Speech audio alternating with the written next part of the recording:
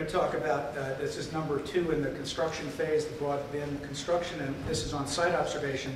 And one of the issues, I think we've touched on it a couple of times already, but one of the issues that the BCA has recognized as a problem is that construction observations and field presence during construction by the commissioning authority are sometimes rare or non-existent, which may move a lot of the work that's done in the design phase. So to talk about that a little bit more, I'll turn it back over to Mark.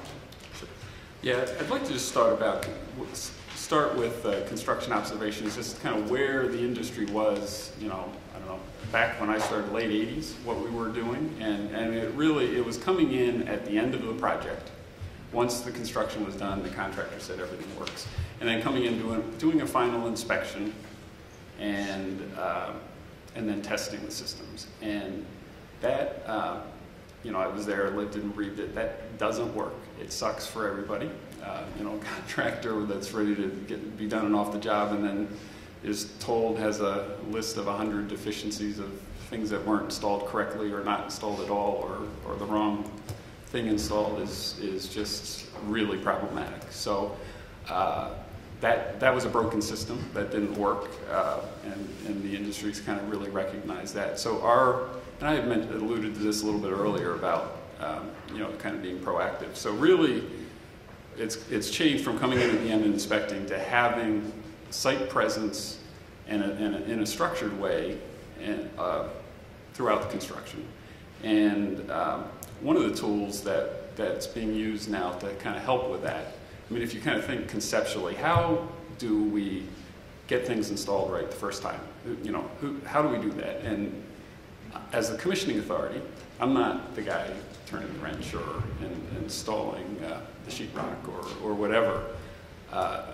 So the trades guys are really the guys that need to be the ones that are integrated into this process and ultimately know what they need to do so they can do it right the first time. So that's kind of the key concept that the industry is trying to move to is let's get away from finding lots of mistakes at the end, but make it work right or get it installed right initially. The construction checklist has become kind of the tool. I know when I started out kind of doing inspections, years ago, I look at the plans, inspect, kind of walk around and look to see what I would observe, and it was really kind of just using experience, using what was on the plans and specs. So what we're really trying to do is create a system with a construction checklist so that on a single sheet of paper you can really highlight what the key things are. Because if you think about it as a tradesperson that's out in the field, installing, hanging sheet metal or ductwork or whatever, the plans and specifications on some of these projects, the plans, are thick. You've got specification books that can be this thick. There's tons and tons of details. Then there's also manufacturer's installations instructions as well that kind of supplement all of that. So there's just an incredible volume of documentation for a trades guy to digest and really understand. So we really view our role as let's highlight the critical things that we as the commissioning authority think that are either in the contract documents, installation instructions, so that the guys that are doing the work know what we're going to be looking for, what needs to be there for it to be successful installation. So we're really giving them the answer to the test before the test, and hopefully, if it works well, they'll look at it and use it and use that construction installation checklist to help get it done right the first time. So that really, those checklists really get developed before construction starts, and ideally you're doing that. You can even start it with the construction documents. You can take information from the submittals. So when the submittals come in with that kind of next level of detail, you're going to be reviewing submittals and capturing key things from the submittals. You're going to look at manufacturing installation instructions, etc. So we're really trying to get a cheat sheet on a sheet of paper that a trades guy can use to get it right. And then when we're going out into the field, we have a pretty good list of what what's important for that piece of equipment or that system. And then you can really have a structured and a productive way of walking through the building instead of kind of wandering around and what am I going to look at next? I mean, it is something real. And so the adoption of the construction checklists, it's been a little bit of a challenge for us in the industry. I mean, I think the ideal thought is that the trades guy would fill it out, and then we as the commissioning authority would go and verify that, yes, it's, we'd sample and check a few check sheets and verify that things that are installed correctly, that the contractor's documenting, saying it's correct. We've had some mixed success with getting contractors to do that. I mean, frankly, it's just as easy for us to kind of go through, take that checklist, and fill it out and complete it. I mean, it's easier for us to do that, but ultimately, if the contractor's not using it and you're not getting it right the first time, that doesn't help either. But I do think there's been a real evolution over the past several years that, contractors are starting to get used to checklists. I mean, typically, there's getting better adoption to it. But I think, I think it's important to understand kind of conceptually why you're using checklists and what the point of it is. I think one of the challenges and issues that we see, sometimes commissioning authorities are just taking a standard generic checklist and throwing it out there. And I think that becomes very counterproductive, because if you're really asking a contractor to take this checklist seriously, and put forth the effort to follow it, to complete it, and so forth, and if they see that the checklist is not particularly relevant, has a whole bunch of X's and NA's, and is not really relevant to what, that just really defeats the whole purpose of the construction checklist. So I think it's really important to, if you're going to use the construction checklist process, which that is the commissioning process, that you really do customize it for each project, each equipment, and are able to highlight those things. And there may be some, as you're doing this design review with the O&M staff back in the design phase, there may be some important things that are important issues for the O&M staff. You can include those on the checklist as long as they're consistent with the construction documents or contract documents. And it can really help. It can be a useful process if it's used properly. And it is amazing what you see out in the field. Even I think things have, the design and construction industry has improved, and the commissioning industry has improved and evolved a lot. But it's amazing some of the things that you see. I mean, we had we're up in an attic doing a final review of the installation of some ductwork in an attic, and the contractor said it was done, checklists are all checked out. You go up and the ductwork ends and is open and goes to nowhere. The fire protection sprinkler heads, there's just plugs on all the fire protection sprinkler heads, and all the sprinkler heads are inside the ductwork. So we had kind of two trades, didn't finish, and and say they're done, and I mean, you see silly things. And not all of it is, intentional. So a lot of times they just haven't gotten to it or forgot or whatever. So we're really trying to help correct that. And you get other things that are just a little silly. We had, I don't know if you're familiar with louvers. So if you're bringing in outside air into a building, there's typically a louver that allows air to come in, but prevents rain from getting in. And the louvers are normally sloped down for little roofs. So we had the right louver in, but they had it upside down so that when it rained, it would funnel the rain into the air intake. So sort of so did I have that on the checklist? Install it right side up, because that's one of the basic things that you don't even did I think of that or not? But that it's amazing what you see out there. I'm sure everybody can tell some stories of odd things. To defend that contractor, on the drawing it showed that the ductwork stopped there. Yeah, okay. It just wasn't connected by design. Okay. No, I agree with Mark. You know, one of the important things too with doing any type of site review is to outline some sort of a process to resolve those issues. So if you're there and, you know, ductwork is being installed and you notice something, one of the very successful things someone once showed me was that rather than run back to the office like a good commission provider or a good rookie provider would want to do and write up a nice email and a nice list to email to everyone with all the things I found wrong today, try to resolve them that day. Grab a foreman, grab a super, grab a mechanical contractor. Even though as a provider you can't direct them to do work, you can say, hey, just so you know, before I go back, this issue over here, this ductwork is backwards, or this is wrong, or this wiring is incomplete. I'm going to be here checking this for the rest of the day. If you think you have the time today, maybe you could close out and I could take it off my list. You do that once, and all of a sudden they realize that, hey, this guy's going to identify issues for us. If we can fix it, now when he puts out his email blast that says, hey, I identified 10 things wrong, it says, I identified 10 things. Prior to leaving the site, 8 were resolved. It looks like the process is being collaborated, you know, it's very collaborative and that everyone feels successful.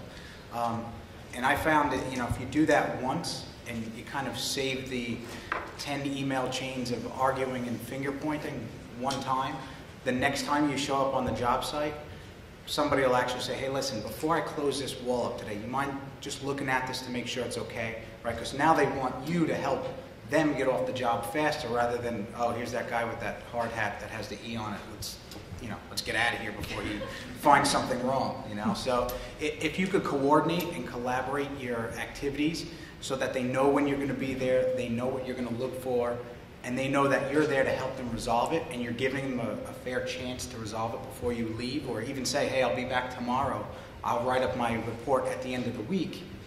You know, you're giving them an opportunity to fix things rather than, you know, being the hammer and them the nail. Yeah, another tool that's used a lot and is important thing when you have repetitive assemblies. So you have, you know, VAV boxes or unit ventilators or, you know, or whatever you have that's a lot of, you know, repetitive assemblies. We're using a lot of first piece inspections or mock-ups or, you know, depending on what you want to call it. But when there's repetitive assemblies, it's important to get one complete and get the whole team to kind of buy in that this repetitive assembly, you know, is done correctly. You've got all the right isolation valves, you've got, you know, the strainer, you've got all the right components and bells and whistles. So that's a tool that can be used to, you know, to kind of help with the whole getting it right the first time. And, you know, sometimes, you know, I guess the difference between kind of a mock-up and a first piece, a mock-up is typically something that you would build and then it's not used again. So, and you see mock-ups, I guess, on like exterior enclosure for walls and those types of things. But, you know, sometimes people call kind of the first piece of the mock-up because you're kind of mocking it up. But you know, kind of thinking about those types of things that are, you know, maybe a little complicated that are going to be done a lot of times, you know, and facilitating, you know, doing a, you know, a mock-up type situation is helpful. Yeah, in our experience lately, we've seen a lot of the contractors, particularly testing and balancing controls, to actually use the commissioning engineer to help them complete the job. A mechanical contractor has not finished an air handler or a piece of equipment. The testing and balancing guy can't do his job because it's not under the controls. The controls guy can't wire it because the fan hasn't been installed. So they come to the commissioning engineer and they said, maybe you can help me get these deficiencies done so we can finish our task. So we take that opportunity to take that list of deficiencies, bring it up to the owner, contract manager, or construction manager, and kind of push the mechanical contractor along to complete his work so that the trades that follow can finish theirs. So they're getting pretty savvy out there. Severio touched on the combination of people skills and technical skills that it's important for rookies to learn, and it takes a while, but you do need to develop both to be successful. And, you know, we're not here just to catch stuff and identify mistakes and keep lists. We're here to deliver a great project, and you need a whole team to help create, to do that effort. And creating an adversarial relationship is not a way to do that. We need everybody on the same team going forward, and it takes some practice to be able to figure out how to do that right. And it changes from project to project and team to team. But one interesting thing I found was when I first got into commissioning, I thought that contractors would be lax in completing the work because I would just identify what stuff they need to finish. And what I found is actually the opposite. People don't want their work to end up on that issues log.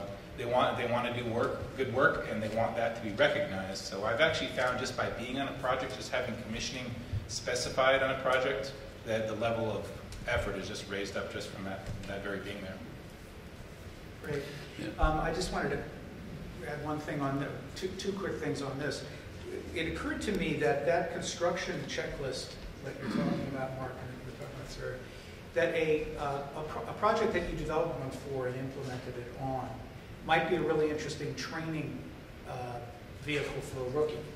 To go through the checklist and just go see what was done, just to understand it in a real building would be kind of intriguing. And it would already have all been fixed. You wouldn't be necessarily jeopardizing something on the job by getting them on there before they were ready.